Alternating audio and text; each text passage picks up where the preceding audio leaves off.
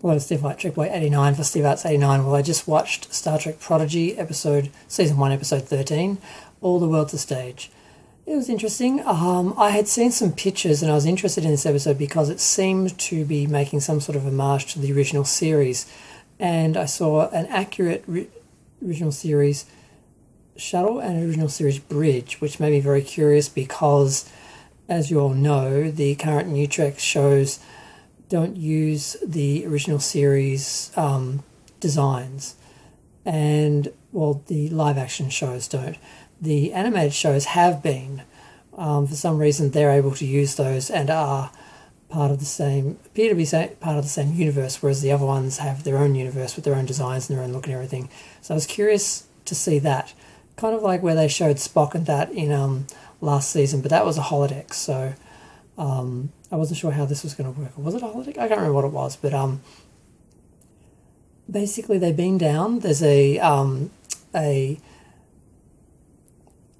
emergency signal put out by some race. They go, they look, and they find a bunch of aliens who are not as advanced as the Federation, but they seem to be worshipping the Federation, kind of like a piece of the action, where at some point some Ensign Garavik, crashed the Galileo 7 into some cave, and they had contact with him and contact with, it seemed the Enterprise, but yet the Enterprise never retrieved the shuttlecraft or anything, so I'm not sure exactly how that worked, or maybe they just viewed logs of the Enterprise that they saw through the shuttle because we heard his last log, but it's unclear exactly what contact they had. But they basically had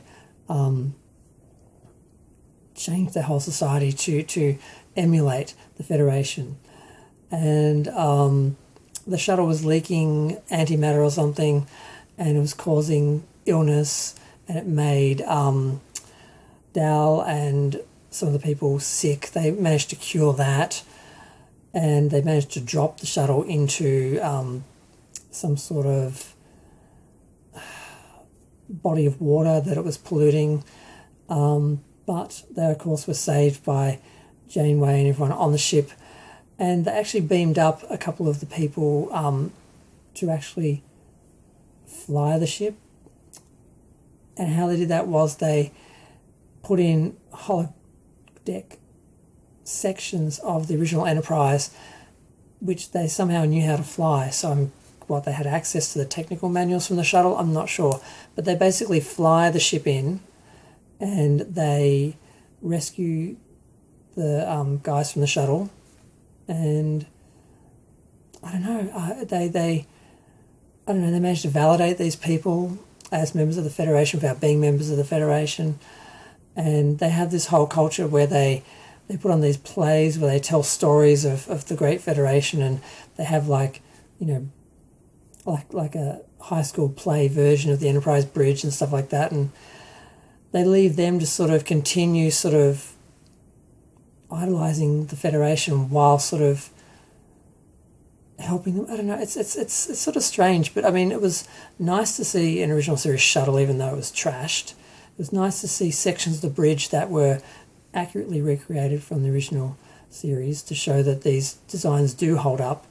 And they had no alteration. I mean, a little bit of additional detail might help, but aside from that, they don't need to be changed to be worth, I don't know, being used. So I don't know. It was a weird episode. At first, I felt like they were insulting the original series because they had one of the aliens was talking like Captain Kirk, and sort of doing the play like that, and they had these green uniforms. Everything was a bit off. They were doing a Vulcan hand salute that was more like that, and I don't quite know what to make of this episode. But probably the weirdest thing is that Murph was sick, and I'm like, no, not Murph. It's my favourite character. And then they return to find that he's not sick. He's basically he's changing, or he is giving birth. Basically, he's like attached himself to the wall like a butterfly's whatever you call it. God, I can't even think. Yeah, so that's where the episode ended. So is he changing into something else like a moth? Is he giving birth to other Murphs? I don't want Murph change. She's one of the few things about the series I like.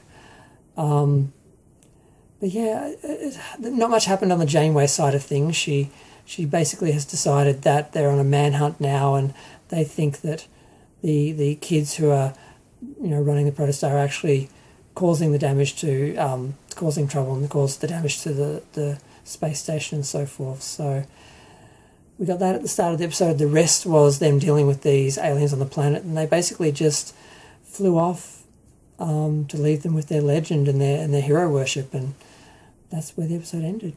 I'm going to go. Feel free to share, like, comment, subscribe. Let me know what you think. I kind of liked it, but yeah, they needed a bit more explanation for some elements of it.